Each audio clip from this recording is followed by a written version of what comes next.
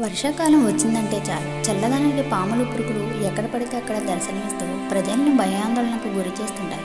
ఈ మధ్య వాహనాల్లో దూరి జనాలను టెన్షన్ పెడుతున్నాయి. అయితే పాముల బెట్ల వర్షాకాలం పోయే వరకు మరీ ఎక్కువగా ఉంటుంది. పట్టణాలు పల్లెలు అనే తేడా లేకుండా ఇంటి ఆవరణలో, పొలాల్లో, వీధుల్లో, పొదల్లో పాములు కనిపిస్తూ భయభ్రాంతులకు గురి చేస్తాయి. మరీ ముఖ్యంగా ఇంటి చుట్టూ ఉన్న చెత్తను క్లీన్ చేయకపోతే చాలా ప్రమాదం. అందులో పాములు వచ్చి ఉంటాయి.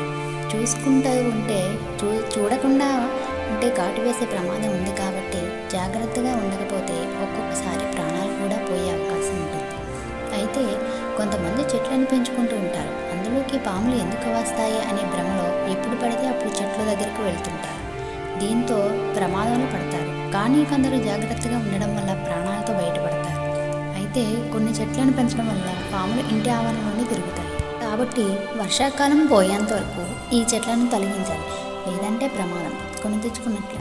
మల్లె చెట్టు ఎంతగానో సువాసన వెదజల్లుతుంది. ప్రత్యేకంగా చెప్పాల్సిన పని లేదు. ఆ ఇంటి చుట్టూ పక్కల వారికి కూడా మల్లెపూల వాసన గుప్పుమంటుంది. వాటి సువాసనకే కొందరు మత్తు కూడా వస్తుంది. అయితే ఈ మల్లె చెట్టును చాలామంది ఇంటి పెరట్లో పెంచుకుంటారు.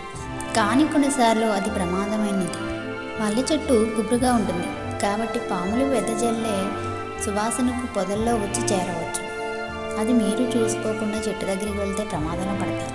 కాబట్టి వర్షాకాలంలో మల్లె చెట్టును తొలగించడం మంచిది.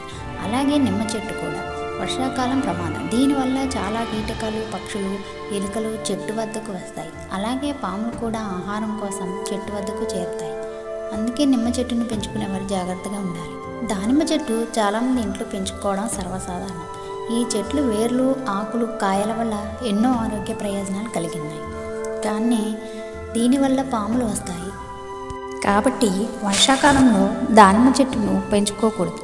ఈ మధ్యకాలంలో చాలామంది ఇంటి చుట్టూ గ్రీనరీ బాగా కనిపించాలని గడ్డి మొక్కలు పెంచుకుంటున్నారు. కొందరు వారం వారం కటింగ్ చేసుకుంటారు. ఒక్కొక్కసారి మర్చిపోతే అవి గుబురుగా మారి అందులోకి పాము చేరి ప్రమాదం కలగవచ్చు. కాబట్టి వర్షాకాలం పూర్తిగా గడ్డి, ఇతర చెట్లను తొలగించడం మంచిది.